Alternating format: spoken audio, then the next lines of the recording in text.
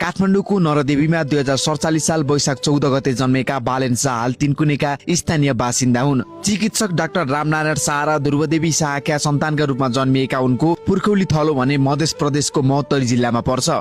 उनले प्रारम्भिक शिक्षा नरदेवी स्थित जलजला स्कुलबाट सुरु गरेका थिए। त्यसपछि उच्च माध्यमिक तहको अध्ययन तिनकुनेमा रहेको VS निकेतन कलेजबाट पूरा गरेका थिए। स्नातक तहमा उनले काठमाडौँको व्हाइट हाउस कलेजबाट सिभिल इन्जिनियरिङ अध्ययन गरेका थिए। अध्ययनलाई थप अघि बढाउँदै उनले भारतबाट डिप्लोमा पनि पूरा गरे। इन्जिनियरिङ अध्ययनपछि उनी केही समय निर्माण योजना तथा शहरी विकाससँग सम्बन्धित क्षेत्रमा सक्रिय रहे। 2072 सालको भूकम्पपछि उनले देशमा विभिन्न ठाउँमा संलग्न भएर काम गरे, तर नेतृत्व तहमा नपुग्दासम्म आफ्ना योजना कार्यान्वयन गर्न कठिन हुने निष्कर्षमा पुगे।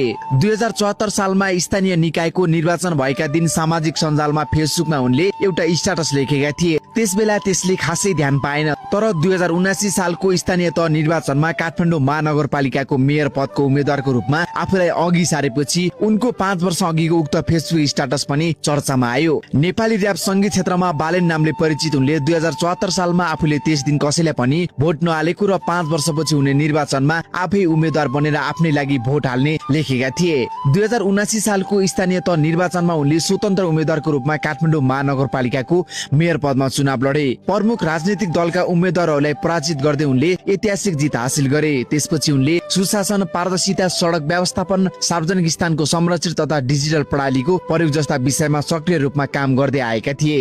उनको कार्यशैलीलाई धेरै युवाले सकारात्मक परिवर्तनको प्रयासको रूपमा हेरेका छन्। स्वतन्त्र उम्मेद्वारको रूपमा राजनीतिमा प्रवेश गरेका उनले राजधानीमा राम्रो काम गरेको भन्दै चर्चा पाएका थिए। स्वतन्त्र उम्मेद्वारको रूपमा राजनीतिमा प्रवेश गरेका उनले राजधानीमा राम्रो काम गरेको भन्दै चर्चा पाएका थिए भने कतिपयबाट आलोचित पनि भएका थिए।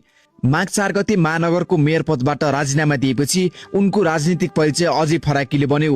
राष्ट्रिय स्वतन्त्र पार्टी रासपाका वरिष्ठ नेताका रूपमा मात्र होइन, उनी देशको भावी प्रधानमन्त्रीको रूपमा अघि सारिए। त्यसपछि प्रतिनिधि सभा निर्वाचनमा उम्मेद्वार बनेर उनले आफ्नो पहिलो राष्ट्रिय राजनीतिक यात्रा मधेसबाट सुरु गरे। मधेस केन्द्रित दलहरू र नेकपा एमालेका नेताहरू बालेनको बढ्दो चर्चाबाट केही विचलित देखिए। रासपाले भने उनलाई प्रधानमन्त्रीका उम्मेद्वारको रूपमा अघि सारेको थियो। झापा 5 बाट बालेन चुनाव लड्ने चर्चा चलेपछि एमाले अध्यक्ष केपी शर्मा ओलीले पनि उनको आलोचना गरेका थिए। बालेन शाह देश विदेशमा चर्चित व्यक्ति हुन् र विशेष गरी युवामा लोकप्रिय रहेका छन्। त्यसमाथि उनी मधेसी समुदायसँग सम्बन्धित भएकाले मधेसको भावना जोड्न रासपाले उनलाई अघि सारेको विश्लेषण गरिएको थियो। प्रधानमन्त्री बन्ने आकांक्षा सहित अघि बढिरहेका बालेनले देशका विभिन्न स्थानमा दौडामा जाँदा उनलाई हेर्नका लागि मानिसहरूको ठूलो भिड देखियो। तर त्यस अवधिमा उनको शैली प्रारम्भिक एजेन्डा केन्द्रित अभियान भन्दा केही फरक देखिएको टिप्पणी पनि गरिएको थियो। बालेन मधेस पुगेपछि त्यहाँबाट रासपाले धेरै सिट जित्ने दाबी गरेको थियो र रासपाले